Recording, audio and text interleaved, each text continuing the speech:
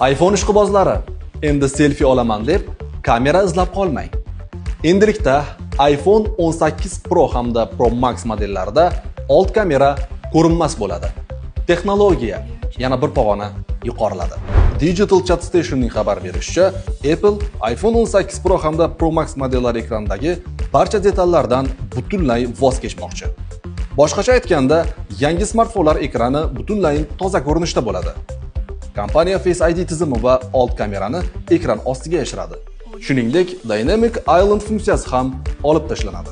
Ekrandagi interaktiv orolchadan voz kechish g'oyasi iPhone 15 modelini ishlab chiqarish bosqichidayoq muhokama qilingan, biroq hozirgacha smartfonning faqat o'lchamini kichraytirishga erishilgan. 2026-yilda taqdim etilishi kutilayotgan iPhone 18 seriyasida esa ushbu maqsad to'liq amalga oshirilishi mumkin. Yangi modellar 627 va 686 dyumli OLED ekranga ega bo'ladi.